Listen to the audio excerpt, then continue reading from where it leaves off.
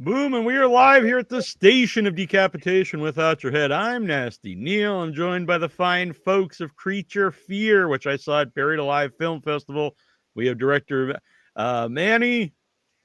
Hey, how's it going? Manny Gumina. Great Is to that how you be say here. last name? I should have asked before we went live. Yeah, Gamina is good. All right. We've got Charlie, Billy Changari. Thanks for having us, Neal.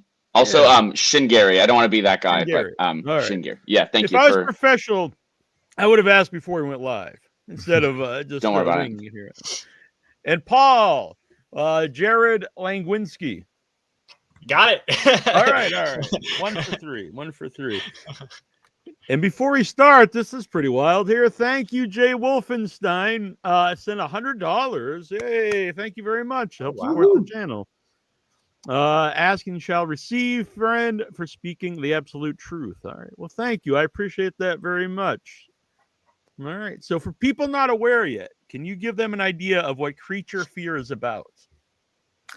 Yeah, I'll take this one, guys. So I wrote and directed Creature Fear, and it's basically about a Chicago musician who travels to a lake town in Wisconsin and to record an album with a local musician there, and he's quickly hounded by a starving felon in search of a job and possibly something more due to some eco horror stuff. So it's I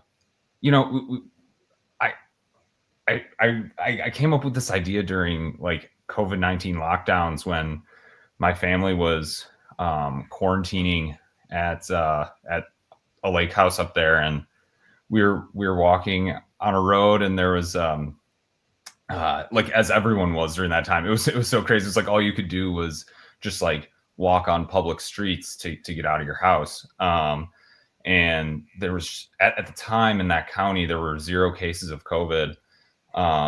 So locals weren't too into people coming into the county from counties where COVID cases were very high. So, we're walking and there's a guy in a huge diesel pickup truck just skids to a stop next to us, rolls down his window and just yells, "Go home," as loud as he can, and then just skids away.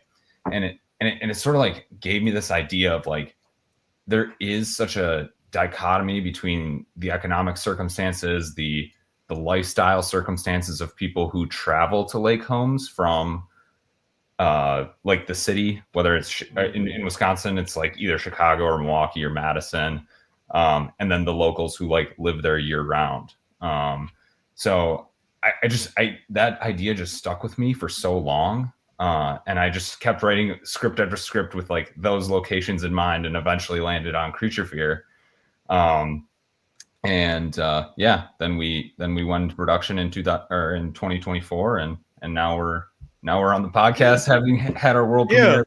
Well, I live on the Cape Cod, and it's very much the people live here year round. It's kind of very small, and then the summertime, it's where when all the tourists come in, and a lot of the business even only open during those seasons because that's the big tourist season.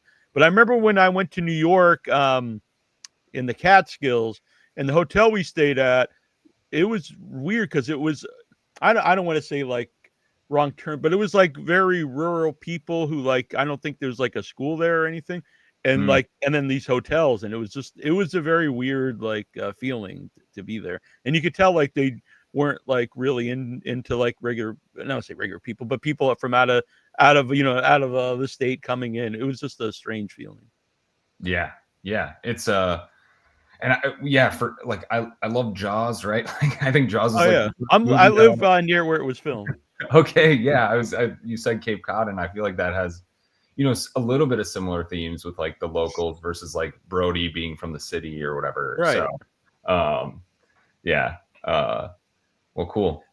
So Billy, what's interesting about this, and I'll bring Billy and Jared into this as well. Like, Jared grew up in Wisconsin. Billy's like from Illinois, so like I feel like they're like characters kind of, in some ways are like how they grew up in a way, but definitely different people. Like if you meet Jared and Billy in real life, they're like completely different, but they might like know what I'm talking about when I'm talking about locals versus city people, right? So Yeah, so along those lines, Billy is very much the guy coming in. Jared's the guy who lives there, and but Billy's not like presented as a villain in the movie. You're probably the most innocent guy in the movie. Your character. We definitely talked about that. I think, Manny, like we were like, we don't. He's probably the only good person out of the bunch, despite him needing to learn some tough lessons throughout the film. Yeah, he definitely had like he just wants closeness with people. Like he wants intimacy. He wants real connection, which is something that is explored for. I forget that like people haven't seen the movie, so I'm like filtering. I'm like, what can I say? What can I say? Right. But yeah, like his journey is like he just wants to get away from it all. He wants to go to the places that are isolated to kind of find himself and find connection. And he does take potentially a wrong turn, perhaps. And before I get to Jared, when you're writing it, Manny, like the idea of like who's the villain, who's the hero, because everyone's pretty flawed in the movie. Mhm. And was there any like party like I don't want to make like any of the locals the villain, or like Yeah. any thought like processor? Yeah. I what did I watch right before going on set? Oh my gosh. There's a specific movie that I watched that is sort of like similar setup where it's like somebody from city coming to a rural place, and oh man, what is the name of that movie? Anyways, it's pretty classic from like the 70s. And I just really didn't like how the locals were portrayed. Like it's Straw usually Dogs or something. yeah, there's like some sort of like deformity. Straw Dogs is more in the vein of what I'm thinking about with this one, right? Where it sort of spirals into a nightmare with that one. And I was definitely going for that rather than like, you just see like deformity put on screen, or like even Jason in Friday the 13th. I wasn't really going for that, right? Where it's like, oh, he like drowned and he's supernatural. Yeah, and there's a lot of stuff like Deliverance or yeah. Deliverance does that similarly. Paul has issues, but I wanted his issues to come across first and foremost as like economic issues, rather than anything wrong with him. From a, I don't know, just like from a cliche perspective. And there's also a lot of good qualities about Jared. Like, I don't want to give away the movie, but he's a pretty big victim in lots of ways, and try to do the right thing. Yeah. I liked it as like like writing this was really fun because it was like, okay, these are all flawed characters, but they all have decisions that make sense in their own heads as they're going through the story, right? But the thing that I always kept coming back to is like, there's the social aspect of like, none of these people should be hanging out ever. I just kept thinking about that as I was writing, like how can we make them like not connect at all, so that like in every scene you can see there's like this like they just like can't get on the same page. All of them, they can't get on the same page, and I just really liked that as like from like a subtext of a horror movie. I really like movies that do that like present social anxiety that way, where it's like awkward, because it adds to the tension in my way. Going off of that, I think it's fun too that there are multiple scenes where it seems like two of the characters might be connecting in a way, and then the third character kind of inadvertently or on purpose messes that up, and it's just like the pieces never quite fit. As soon as you get like two of them to lock in, the other one breaks them apart, and that's always just like a really fun dynamic to play through as well. It's such a character driven piece, and that's just really enjoyable to work with as an actor. And it's not just like a slasher, you are introduced to your victims. It's like, okay, they're going to get killed and you got your killer, and but it's a little bit it's a little bit more dynamic in a sense that you don't necessarily want any of these people to get killed, but it's like, that somebody's got to die, Right. and so it's tricky. Well, it's also, you said not like a slasher, because I think that's also important, because then you actually care about all the characters. So when anything happens to anybody, it's a bigger deal. Mm-hmm. As opposed to, I'm looking for a fun kill or something. I think a way to just like boil down what we're talking about here is I like characters rather than caricatures, and that's basically it. Yeah. No, Billy, had you ever worked with Manny before? I know this is Manny's first feature film, but he's done some shorts. So did you know him at all before this? No, he posted an ad on Backstage, which is like an actor filmmaker database, or they also do like theater as well. And I saw it, and I really liked what was being said and how things were articulated. And on a whim, I sent a tape in, and then I got a call from him, and he's like, "Just so you know, this is not going to be an easy film." And I was like, "Try me." And then, sure enough, we're going 6 hours north into the middle of nowhere during a tundra to make this movie happen. So it was a first experience. I definitely respect the man for making the movie. It's not an easy feat, and I would happily continue working with Manny. He's awesome. And what, Manny, what made Billy like right for the role? Yeah, Manny. Yeah. Like you said, we did the Backstage ad, and I got a bigger response than I thought we would get, being a first-time feature director, and I haven't really been in the film industry at all. I did a couple of small shorts that were super local, but we ended up getting a ton of great auditions. But the thing about Billy was like, you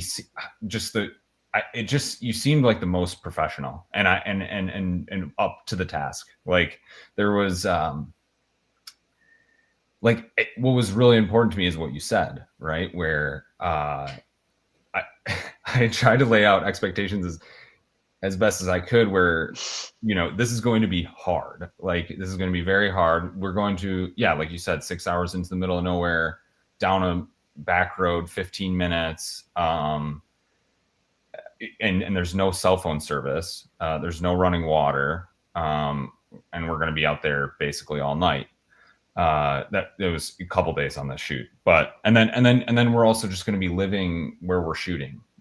Like there was, I couldn't afford to put everyone in a hotel. I could afford to put some people in a hotel. And I think just like all that with Billy, he was just like game for it all. And like you said, you use the word articulate, and you did articulate it in a way where I like could hear the honesty and the trust in your voice.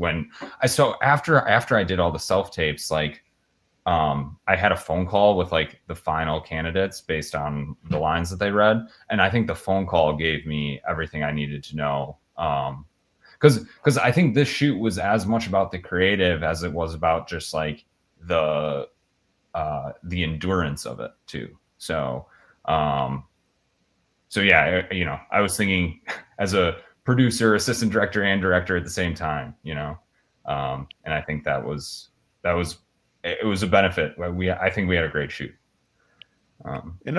Jared, same like idea. Was it Backstage? How did you get involved? And what interested you in the character? Because it seems much different than you.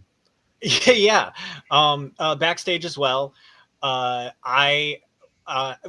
drew me to the film itself, kind of almost the inverse of what Manny is saying as far as like how professional Billy was, how professional Manny was in the posting. Like the descriptions were just so clear and nuanced of like, here are your character descriptions. It's not giving anything away, but you could tell that these are nuanced people. The story was really intriguing.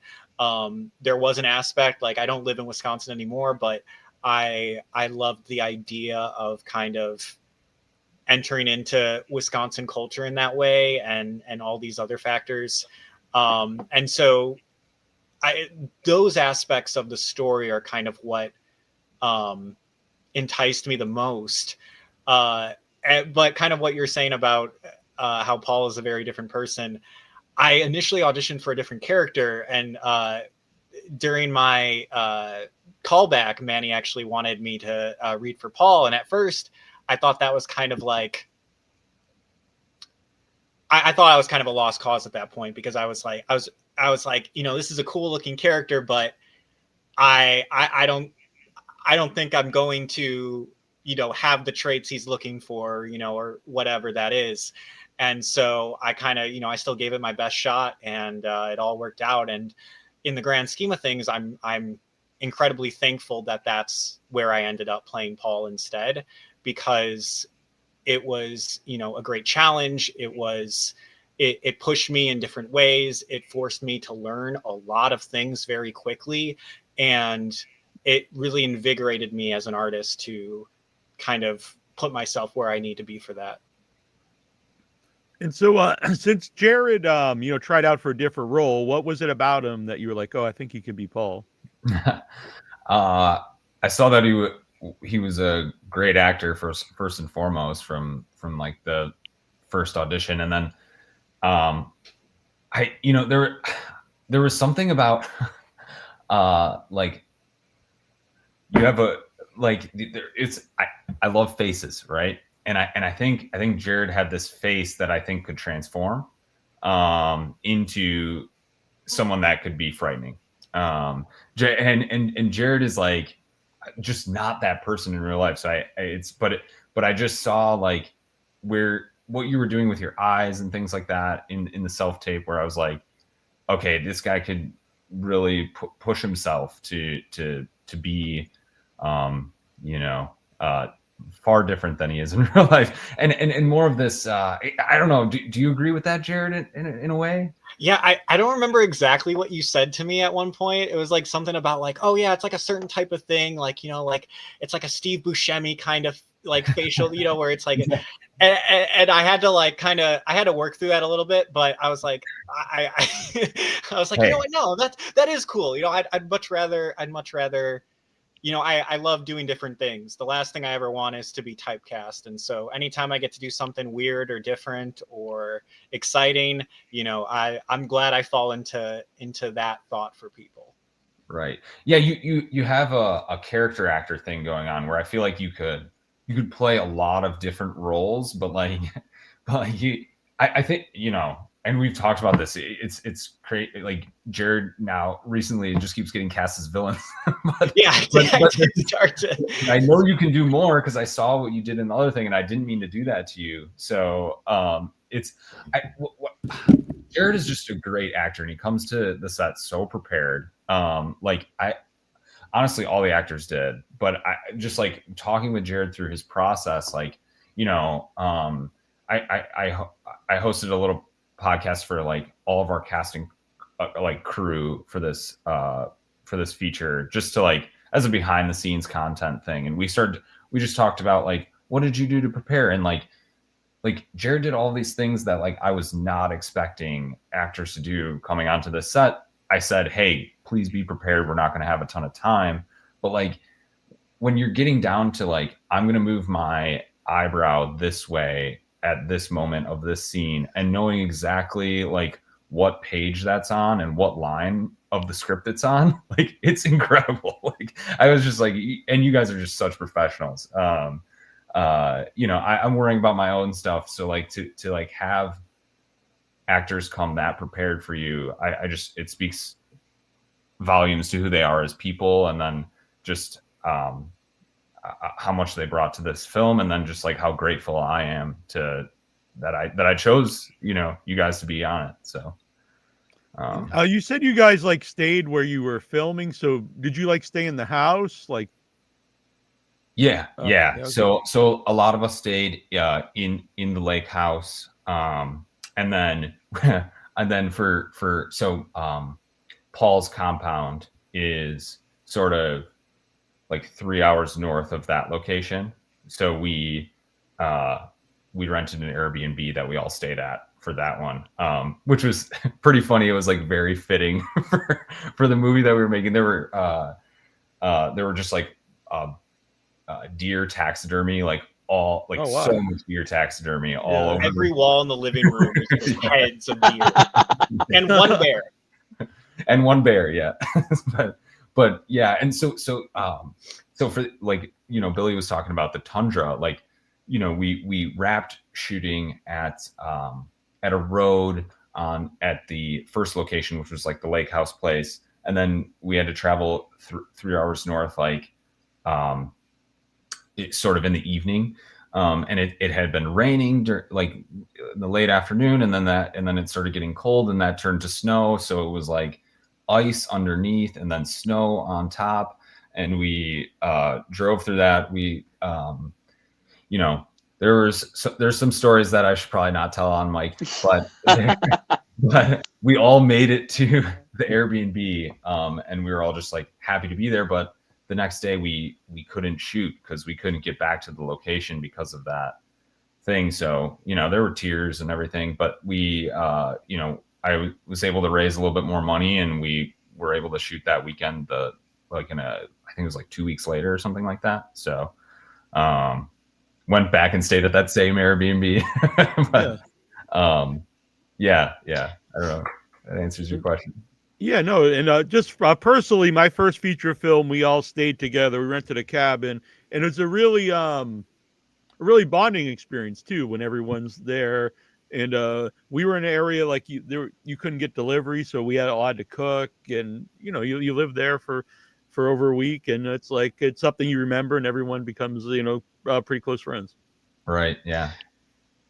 Yeah, it's when you look back, how we came out with a movie is honestly shocking, the amount of elements and obstacles that we had to face, like to the point where we were like the last shot of the movie, we were barely trying to get it because of storms and generators. It was just insane, the amount of obstacles, and the fact that we were able to pull out this movie, I think just goes to show you, like, when it comes to independent filmmaking, it is fueled on passion. Like, you know, it's not a livable wage. We know that, you know, we come together to like really put our hearts into something that is worth telling.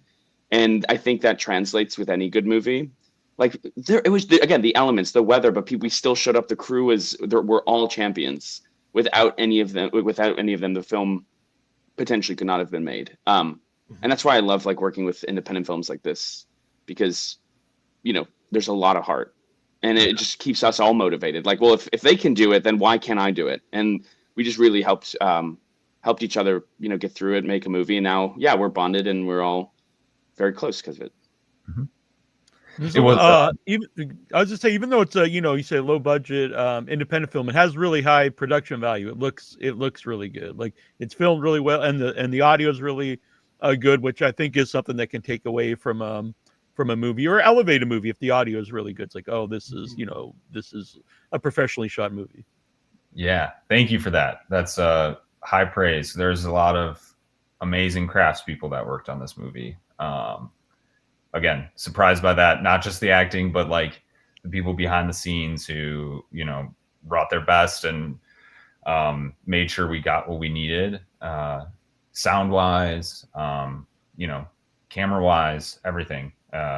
People really put their best into this movie, and I, like you said, not living wages and all that stuff. It is fueled by passion, and I think. But everyone knew that going in. Like we didn't need to do the project, but we all knew that, and we knew it was just a fun thing we wanted to do, and that's why the people showed up, and that's why we have the movie we have. Because if there was any other circumstance, people probably could have walked off. They're like, I don't need this. Like, right. Whatever. Yeah. Have you seen the finished movie, Billy? I know you weren't at the. Good. I saw a rough cut a while back.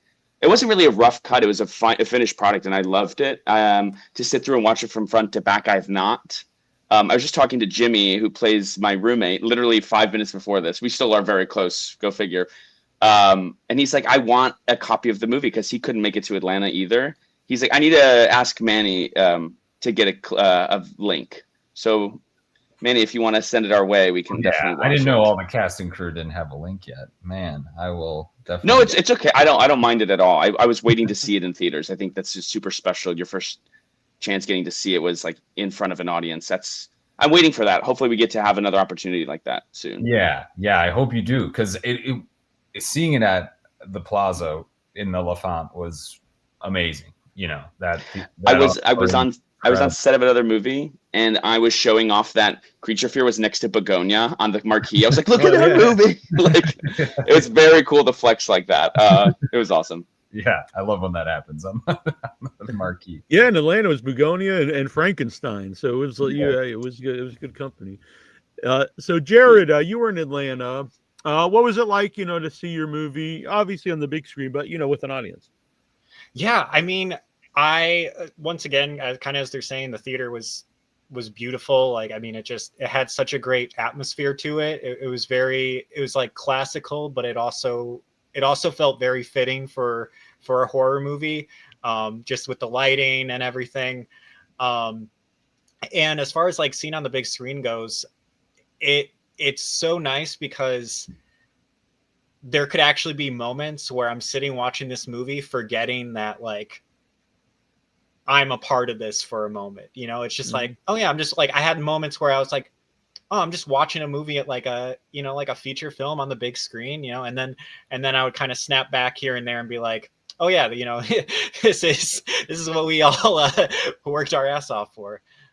So that was a really great experience. And anytime you can get any kind of audience, reaction or feedback, or just like kind of, what audiences even subtly react to, or just like where like breaths get quiet versus, when people are a little bit more like, I think there are really great elements you can only get in a live space.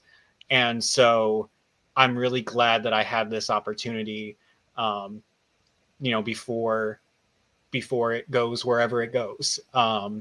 So yeah, I mean, trip was well worth it. Atlanta is a wonderful, I really like the space. And yeah, it was my first time at the Plaza Theater, and that place was great. It's got has a real charm to it, and like you could tell that the people who run it like love movies, because it's all decked out in the posters, and I love those kind of theaters because once they're gone, like they don't come back. So I'm happy that it's around, and I have a couple similar theaters in Boston.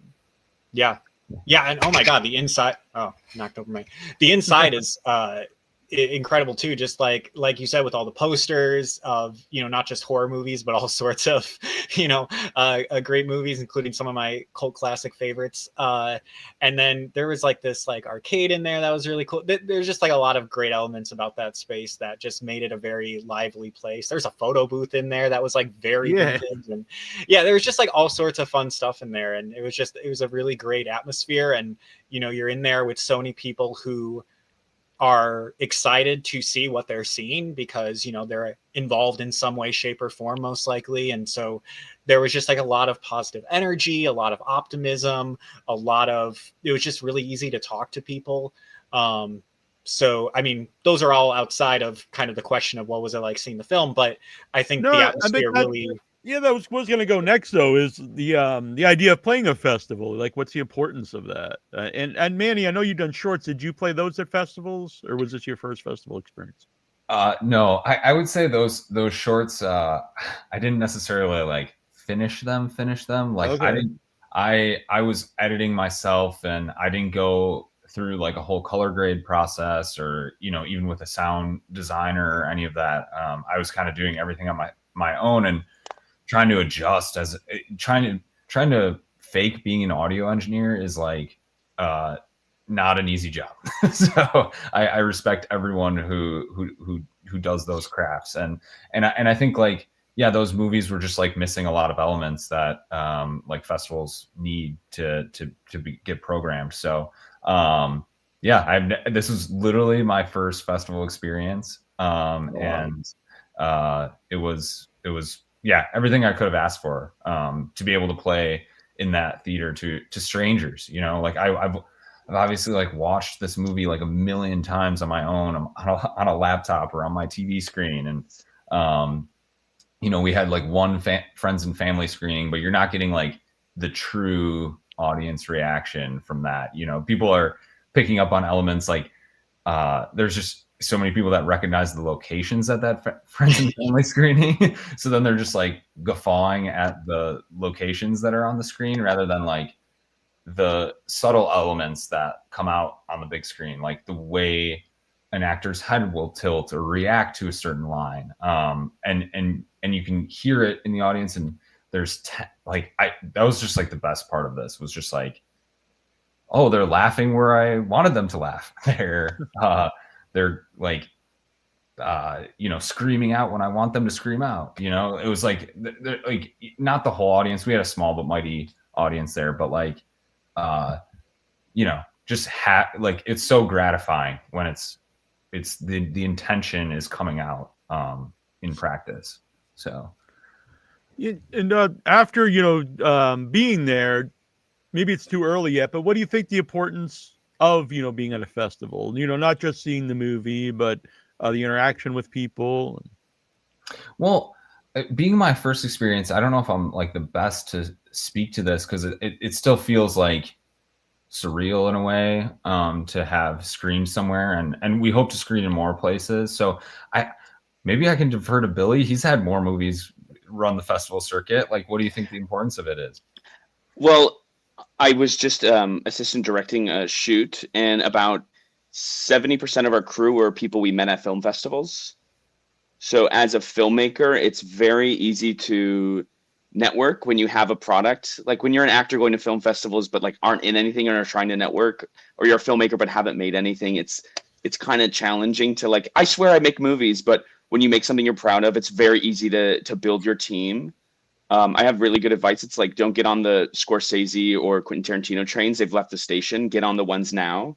So you're meeting all of these trains at the station that are waiting to take off. And it's really awesome because you see work that you like, and you're comfortable to network and say, hey, I like your movie. I make movies. Check out my movie. Let's work together. And like, there's again, these film festivals bring a lot of heart. People love movies. People love making movies. You're going to get the best of the best at film festivals. And it's just really great to see your work shown. And like, again, like you said, a true audience reaction, like that is always rewarding. It's scary, but it's always great when you have like the people stop eating their popcorn because they're so like, you hear the set, like the rappers stop and there's just silence. That's when you know you've won. Someone told me that at a festival, it's like, that's when you know your movie was good because everyone stopped when they needed to stop and they were invested. So that's really gratifying. Yeah.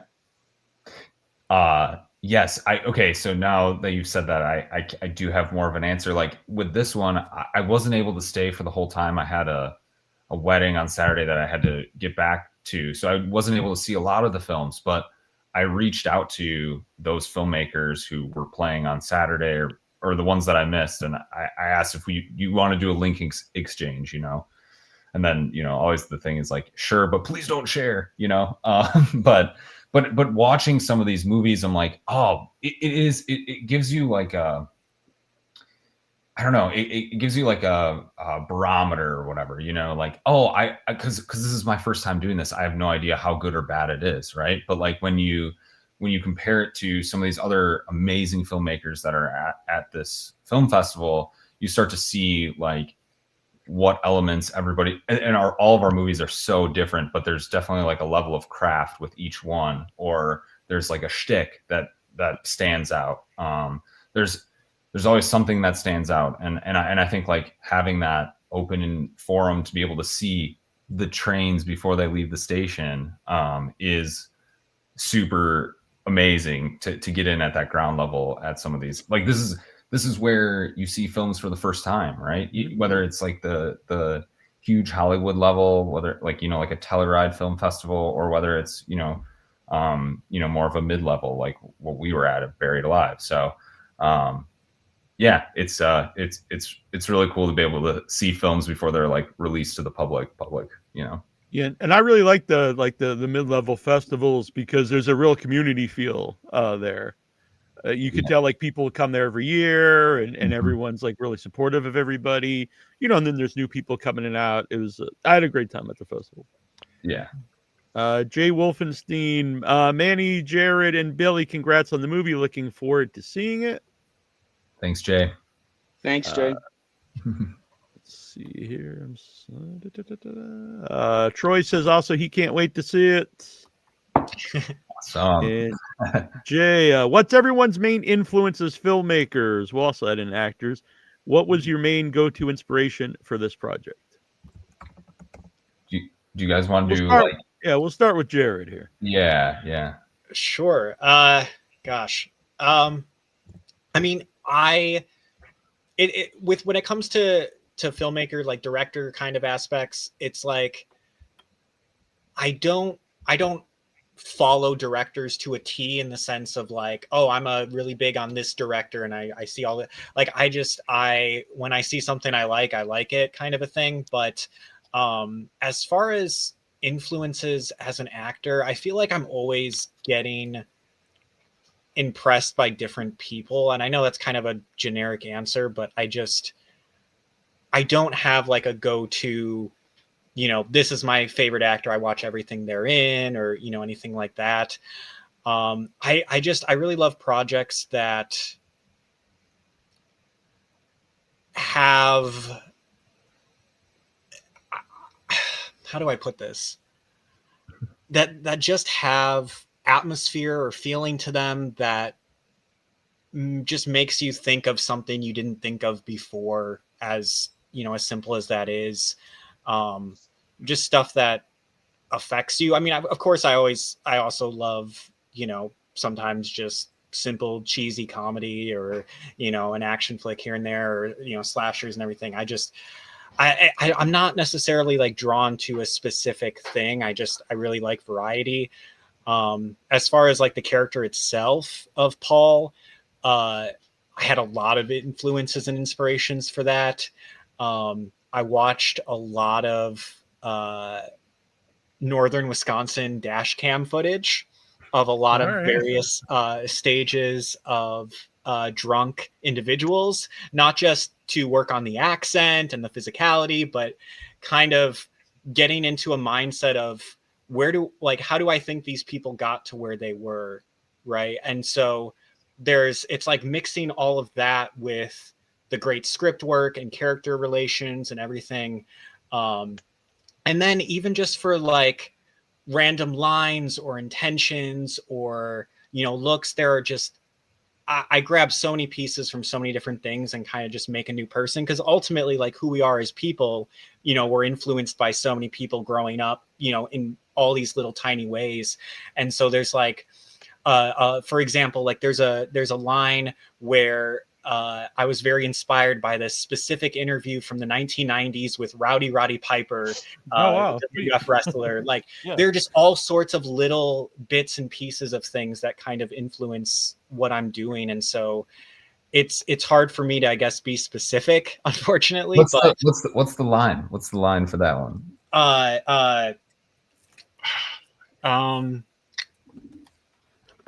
You had the script memorized at one point, but I know, right? And now it's like I haven't looked at this script. Oh, big Piper fan here. Yeah. Oh, nice. Oh yeah. I can tell you what it was. It was Roddy Piper. It was an interview with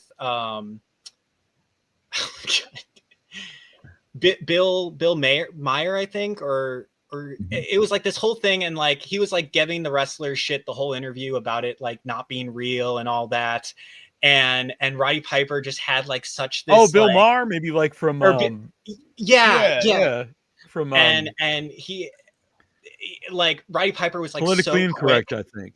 Yeah, he was like so quick on his responses, and there was this one thing where he was like, oh, you think this is fake, like I've got a metal hip right here, and he like slightly pulled down his pants to show him whatever, and Bill Meyer like made a joke about it, and he's like, well, I don't pull my pants down in front of other people, and Roddy Piper like instantly was just like, well, and how'd you get the job? Like he was just like so like condescending, but like so confident, and like there was just like these elements that were just like really just like little bits like that of just like all sorts of things that, and I don't remember what the Paul line was in particular, but there is like just little bits here and there throughout the film, where it's just all these kinds of influences.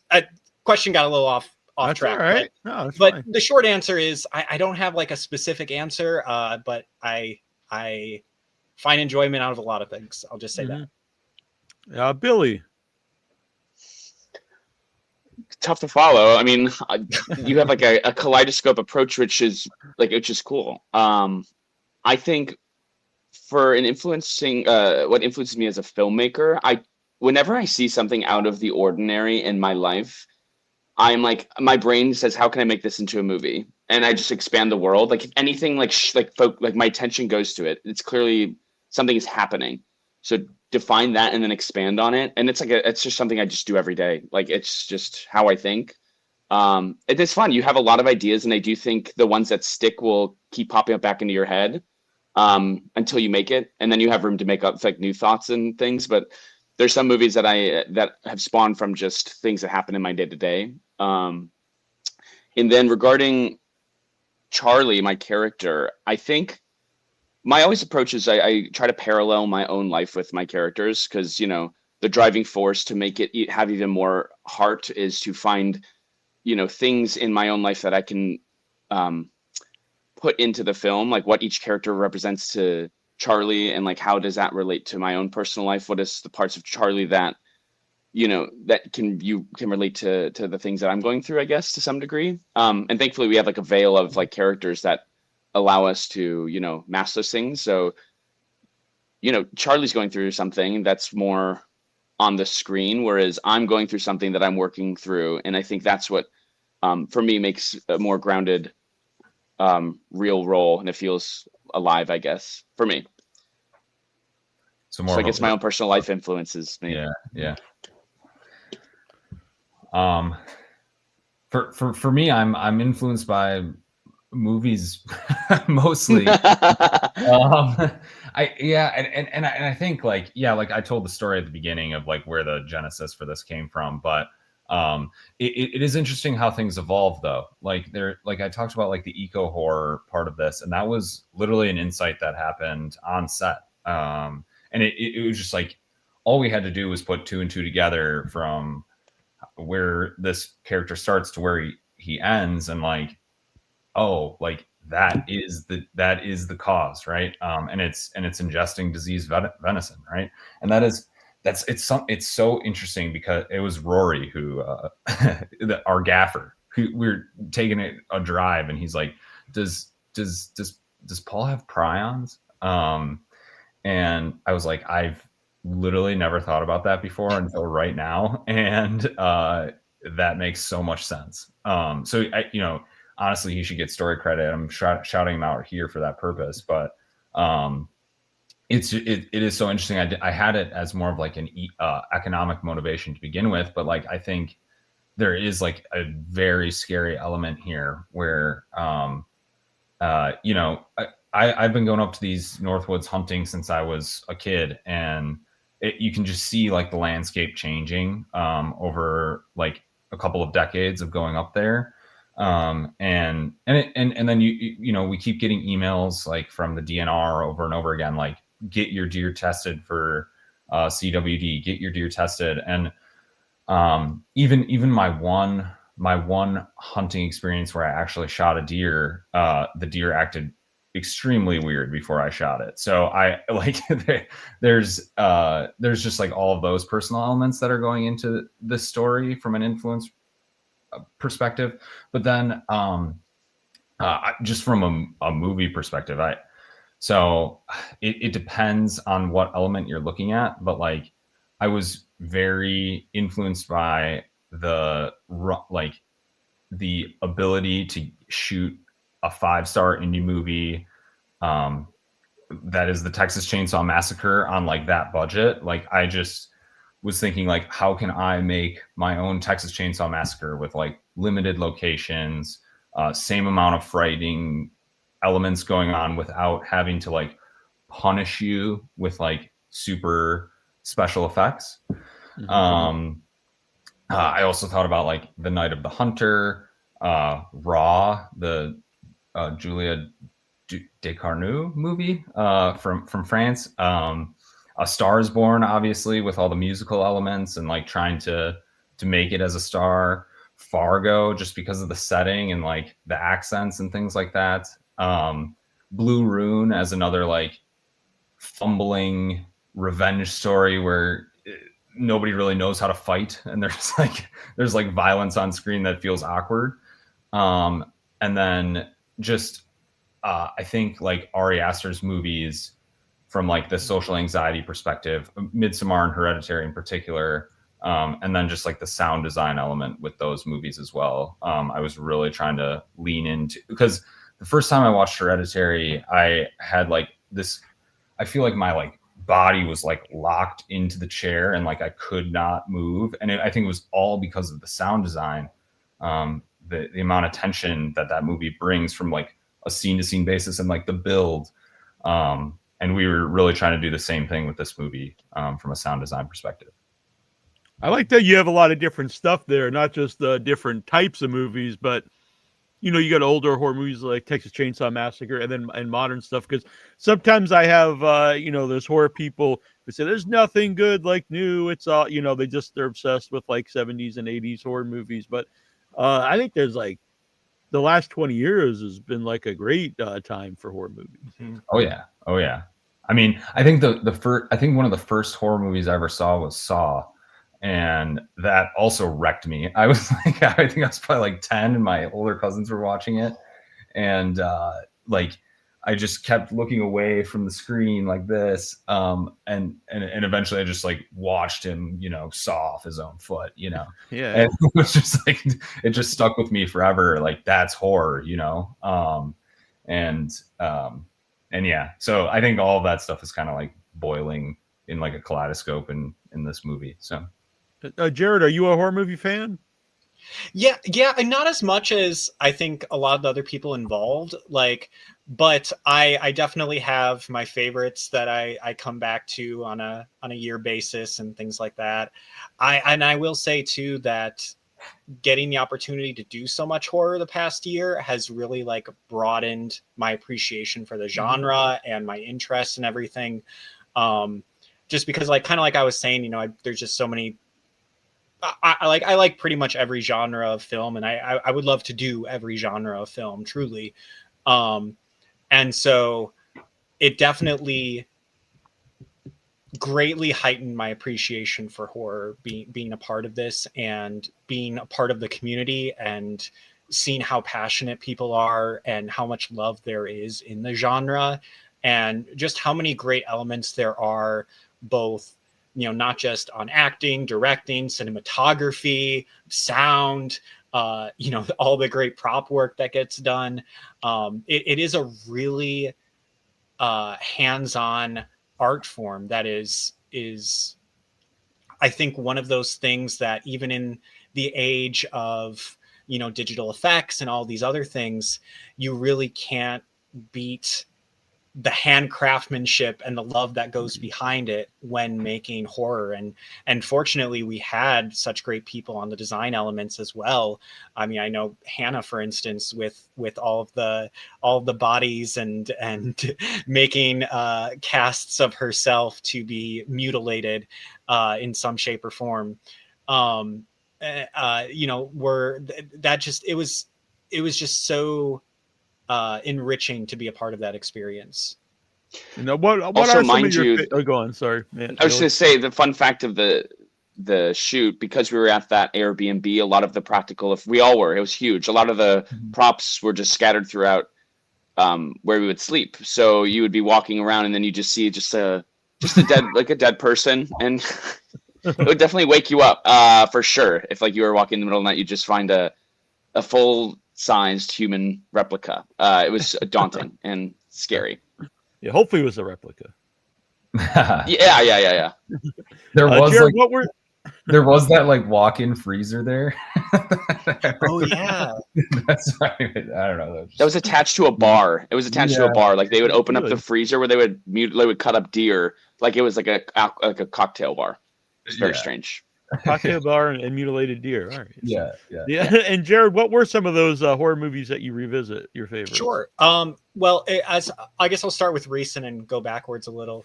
Midsommar, obviously, like psychological based stuff. I mean, I also really liked, Shutter Island, Get Out, all sorts of things like that. Moving further back, the original Saw, and a couple of the later ones. And then kind of moving back further, the original Halloween is probably my favorite. I'm so much more of like an atmosphere person, because then it's like when we do get to the kills, they just mean so much more. Yeah, and there's really like very little blood in that movie. Yeah, maybe no blood. Yeah, but people think it's very gory. Right, and even stuff that's like adjacent to the genre, like I'm a really big fan of Gremlins. It's got it has all the elements and heart, I guess, of the genre, even if maybe it's not necessarily always considered part of it. Or I think it is. I think it's a scarier movie than people think, because it's technically like people think of as a kids movie, but it's a pretty scary movie, and there's a lot of deaths and stuff. Yeah, so I would say as far as like ones I go back to every year, definitely Halloween, Gremlins, the Scream movies. I do love the meta aspects of it, and a few of them in particular are just really hold up well. So yeah, and then of course, like a lot of the modern, more psychological stuff I'm always really into as well. And Billy, are you a horror movie fan? I do like horror. I do like it a lot. I'm also the same boat. Like, I watch Halloween every year.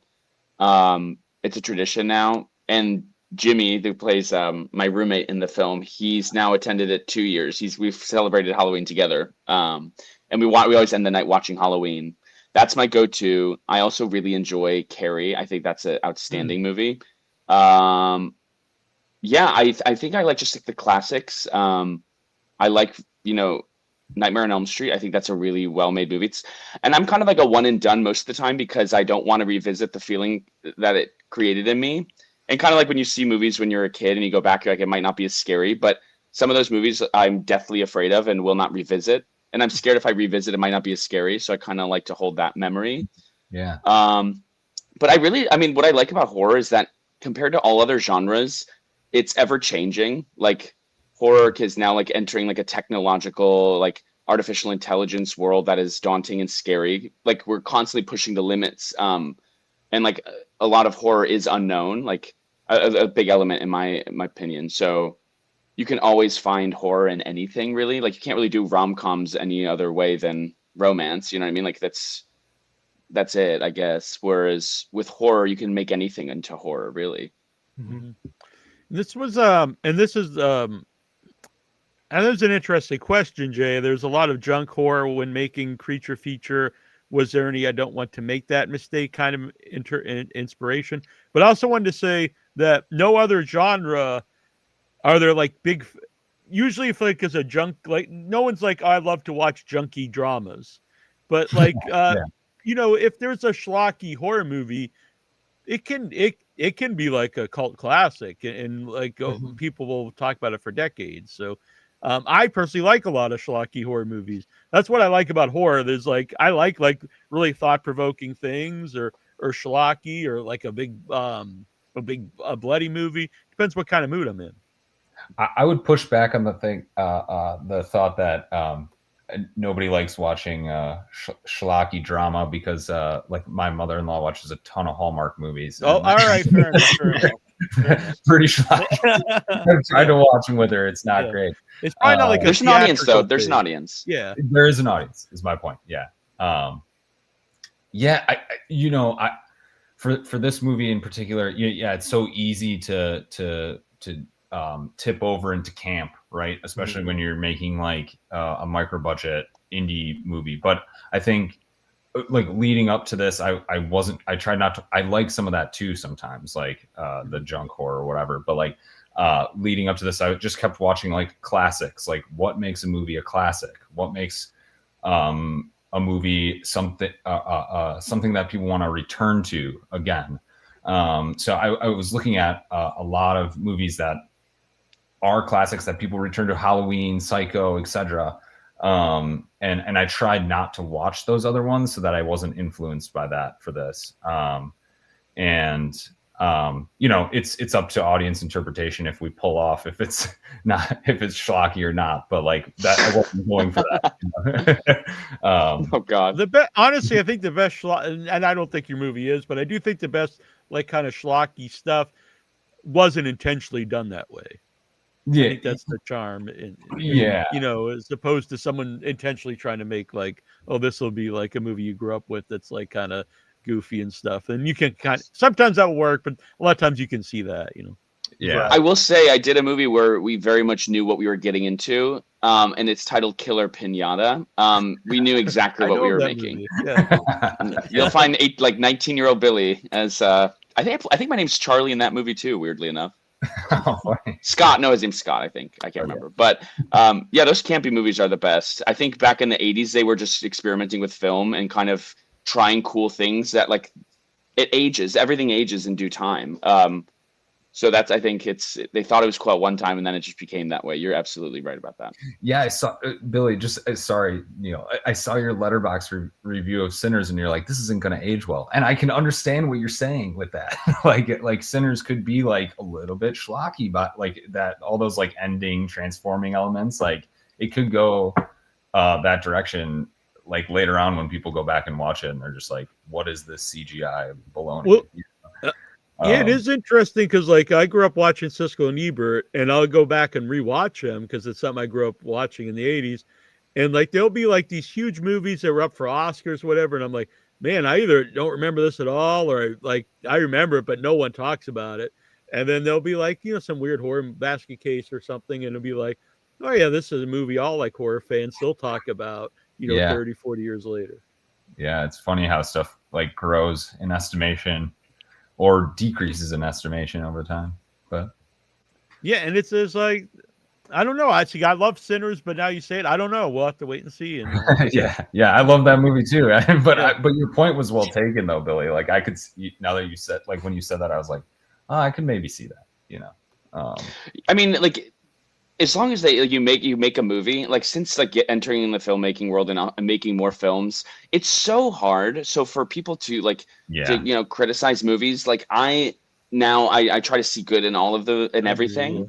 Like if you're like, until you actually make movies, you can't criticize. Like try getting a little crew to go drive 6 hours north to make a movie, and like it's not as easy as it seems. So I always try to find good in any movie and try to respect the craft, because especially on the independent level. I think I try never to say anything. If it's a big giant movie that costs hundreds of millions, like critique away. Yeah, exactly. Yeah, I agree. Yeah. If it's a big like corporate movie and you can tell that it was made by a focus group who's like trying to, do all the right things for all the right people, then yeah, critique away. I love the '80s when kids movies were hardcore. Even Ghostbusters had scary moments for a 5-year-old. The Demon Dogs bring back scary moments in non-horror movies. Yeah, I agree with that. I mean, like a Never-Ending Story, like that really makes you friggin' depressed when the horse dies. Yeah, that movie made me feel weird when I was little. Yeah, I think when you're a kid, you don't really want to watch a kid's movie. You know what I mean?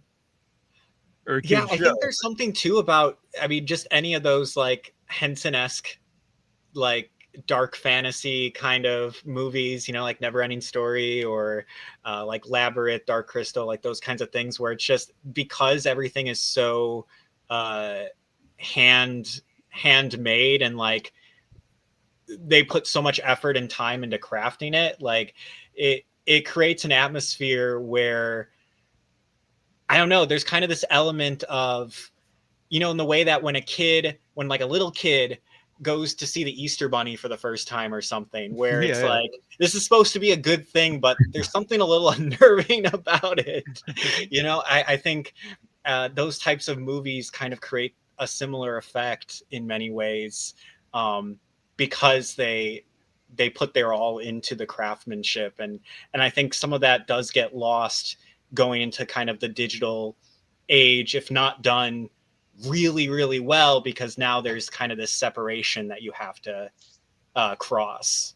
Yeah. And a cheap plug. I actually created my own puppet recently. Oh, For a that's movie. awesome. Nice. Does it Whoa. does it have a name? Master Zog. Yeah. So Master his whole Zog. he's got his whole body, his legs. I never made a puppet before. I'm very happy with him. So yeah, That's it's a got to be cheap next plug. on my thing. I want to do a movie with puppets.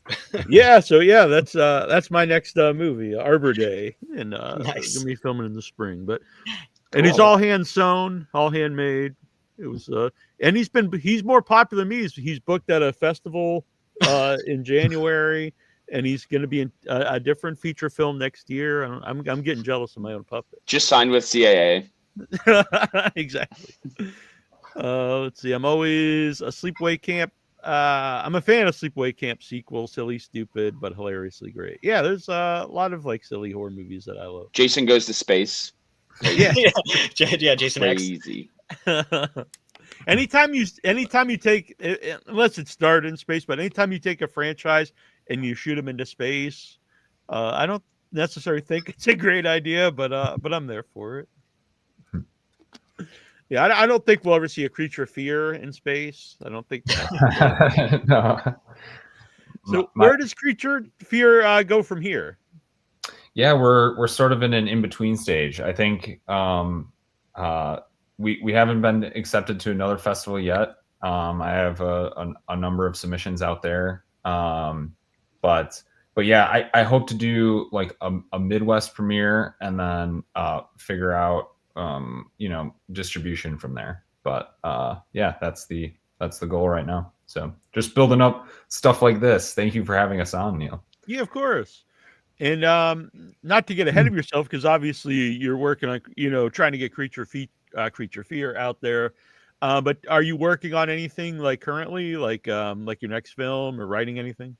Yeah. I mean, I hope that this film is a launch point to a long career for all of us involved, right? That was like definitely one of the goals here was like, how can I get everybody who worked on this on the next job off of it,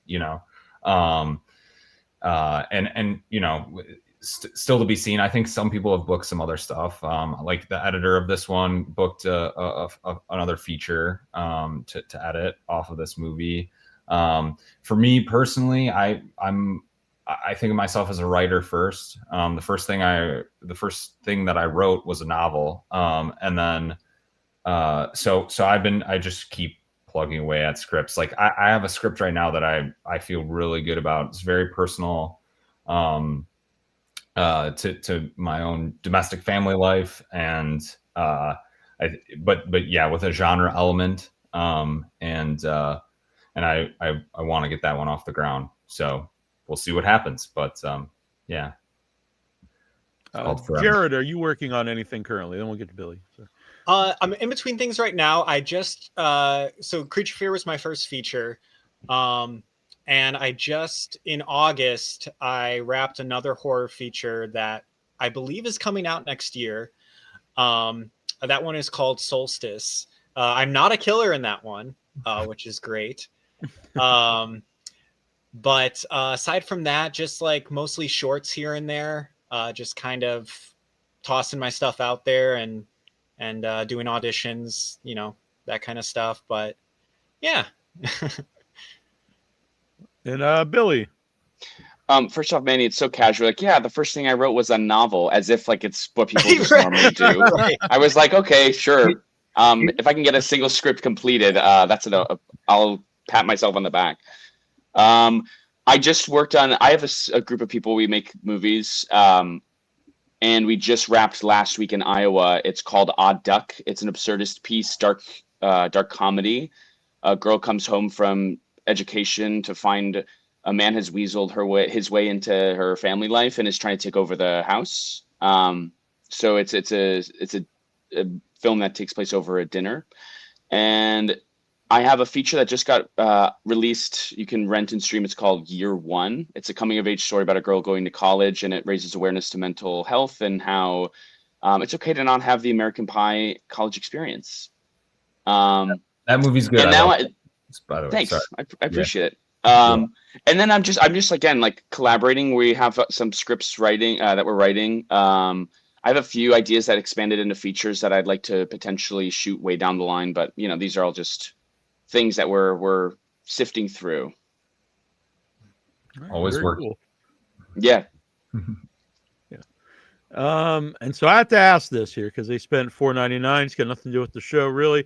Neal, this is from the grotesque bigoted hobgoblin. Neal, opinion on Shuli slut shaming Keanu Thompson. You have to admit it's gross and appalling that he would do that. I'm friends with Keanu, so yeah, I like her a lot, and I don't think slut shaming anyone's cool. I also have no problem with Shuli. I've been on his show. So yeah, I don't know. Sorry, that's not the greatest answer. You shouldn't slut shame anybody. You shouldn't slut shame anyone. Right, exactly. It's a very double standard thing as well. Like, women get that, and for the most part, guys will not get that. It'll be more like, oh, he's cool if he has a lot of partners. Weird thing. It's weird how society has evolved to that point. Creature Fear takes Manhattan. There we go. Instead of space, you can go to Manhattan. Paul Pilcrow in Manhattan is a funny. The horror is him just navigating the streets. Yeah. I did have a daydream kind of going into like, just for fun, a daydream of like, oh yeah, if because every classic horror movie, eventually jumps the shark in some way, shape, or form, and like just kind of flanderizes itself. And like, I was like, just for fun, like daydreaming about like how that could possibly happen for something like this. And I was imagining a world. It's like, okay, yeah, Paul's back, but he, he's got this gash in his head. And so he like grabs like a deer head and wears like the deer head as like a mask and like slashes people and stuff. I like that. I like that the sequel would be like a different subgenre of horror. It becomes a slasher. Yeah, movie. like just something silly like that, because then it's like, oh yeah, now you can kind of do whatever you want. Obviously, like not being too serious, but that was kind of. Is this a spoiler-free zone, or are we trying to refrain from spoiling? It's up to a Manny. Manny? I think it's a little early, right? Yeah, I won't say. I'll talk to you about the idea that Jake, one of our grips, we had an idea tossed around about the sequel, and it's funny. I think you'll like it. It's very Grecian. Okay, Grecian. Like Greek tragedy. You'll see. Yeah. And do you really play the guitar, Billy? Yeah, I kind of took a break. That was really demanding. I was like, I need a break from the guitar. Kind of like when I because it was the freezing cold, and I was like, my fingers couldn't move. At one point, I was just staring at my hands, hoping I would play the song. I was like, please, dear God. But I do play. I can campfire jam like the movie. I'm very similar to Charlie in that sense. So I'm like, I could play guitar, and I'll play like Maisie Star. Something cool. You're great. You're great. Hey, Dave Deadman from Canada. He's a good guy. All right. So where can people follow Creature Fear to see, where it leads to, where it goes next? Yeah. So we have a website that is pretty static, but you can read up all about the movie. It's called creaturefearfilm.com. But I mostly post updates on Instagram. So it's at Creature Fear Film on Instagram. All right. And where can people see you, Jared? Where can they follow you? Not back to your house, but yeah, sure. Yeah, I mean, I'm trying to think. Honestly, the main social media I use is Instagram, but I'm kind of on and off at Reception Fades. I do have a YouTube, but most of it's private because it's mostly just auditions and stuff. But yeah, that's roughly about it for me. What about you, Billy? I mean, I'm really bad at social media. So like, if you like, all of my stuff goes on like my IMDb. If you want to like check stuff out there. I've like really just post random stuff on my Instagram. It's ChiliBen1. It's like ChillYben1. Find me there. It's private. Yeah, I don't really post much, but yeah, IMDb. And by the way, you mentioned Letterboxd and IMDb. It is important, and especially for independent film, to go especially if you're like at a festival, go in and rate these movies. Preferably, a good rating. on on IMDb and Letterboxd. It definitely is helpful. And also for people out there who are at festivals and don't put their stuff on IMDb and Letterboxd, you really should. Even shorts, like it's very helpful. That's how the word gets out there and people find out about it. Yes, I should say on here too. Yeah, we Letterboxd is definitely a metric that we're looking at a lot for this movie. So please add it to your watch list. It's you just search Creature Fear in the search box and it'll pop up. And yeah, if you have watched it, please rate it. Hopefully highly. Classic line like if you don't have anything nice to say, please don't say anything at all. Yeah, exactly. Yeah. Or And, you can send me a DM and I'll take it. I want criticism too, but not on the letterbox. Right. Yeah. Right. Please. Yeah. And I toured with my first feature film, so I do know when you do the festivals, you'll get a lot more letterbox reviews. Like every time you're at a new festival, like they pop up. Mm-hmm. It's nice to see the nice ones. Right. and so far we've had some very nice reviews. So yeah, thank you to those folks who have done that. As much as I would like to say that I'm not watching it, I am because so much myself into this. I'm just gonna review one day and be like, "Hi, Manny," and just saying hi because I know you're reading this. Yeah. But yeah, that's I would like that. That would be cool. Yeah. Well, I appreciate all you guys coming on. It's been fun. Yeah. Thanks, Neal. Yeah, and it was great to meet you in person at Buried Alive. Yeah, I had a great time. My first time there, and big thanks to Buried Alive and Shannon who runs it. I've been to lots of festivals. It's up there for one of my favorites. I do like the community feel, and the theater's wild, and everyone was super supportive there. Yeah, it was great. I was surprised people knew my puppet there. That's It's becoming CAA. Come on. All right, we're gonna play the trailer for Creature Fear to close us out, and I'll talk to you guys soon. Thanks for doing this. Thanks. That's good. Yep. Of course, thank you. Yep. She served you drinks at the ski shack. You got a good thing going. You're gonna throw it all away for what? She's talented, dude. Some towny chick? She wants to record an album. Nothing good happens north of Madison. I was hoping to talk to Miriam. Who's that? Local drunk. I haven't eaten real food in 3 days. Did you tell him where I live, Miriam? Miriam! I'm starving. Look, I'm not gonna watch the guy starve to death. I grew up with Paul. He's a chronic liar. You don't need to get involved with that shit. They're gonna turn you into furniture. Well, this is gonna sound weird, but do you want to come in and shower? It's a new beginning. Looking at your skin, that should be fine. You guys are giving me a reason to live. Hop in.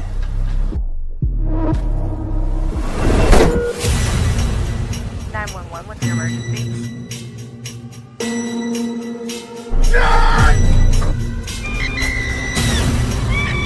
But my friend, she's in there.